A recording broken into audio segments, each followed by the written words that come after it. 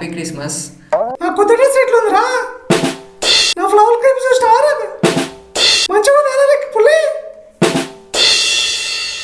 నీ డ్రెస్ బాగుంది కానీ ఆ నెత్తి మీద ఉన్నదే ఎద్దు చిక్కం లాగుంది.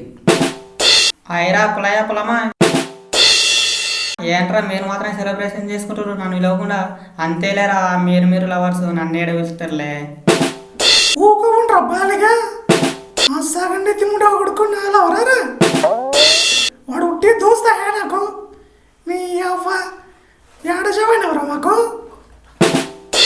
కొడితే మొత్తం పానం మొత్తం పైకి పోతావు చూడు. నీ అవ్వ నేను మంచిగా సినిమాకి తీసుకోదాం అనుకుంటున్నాను కదా, పుష్ప సినిమాకు. నీ అవ్వ నువ్వు ఎట్లా మాట్లాడుతున్నావు? వాడు నా దోస్తు, నేను వాడికి దోస్తును. నీ అవ్వ కుక్క మూతి ఉన్నాడుగా ఒకడు.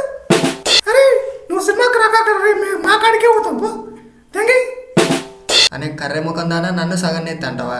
ఏదో పోన్లే పాప అని పుష్ప టికెట్లు తెస్తే ఈ కుక్క మూతను పట్టుకొని నన్ను సగం నెత్తోడు అంటావా? అనే బోసిడికే దిగయి.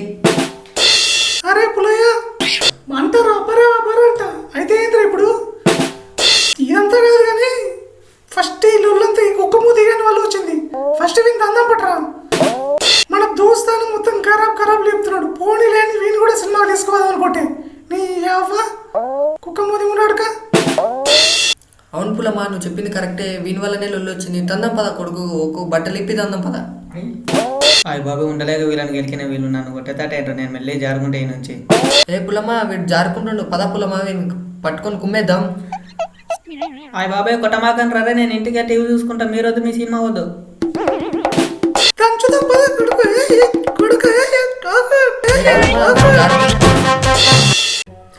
ఇంకేదైనా చూస్తుండ్రు మా ఛానల్ని సబ్స్క్రైబ్ చేసుకోండి.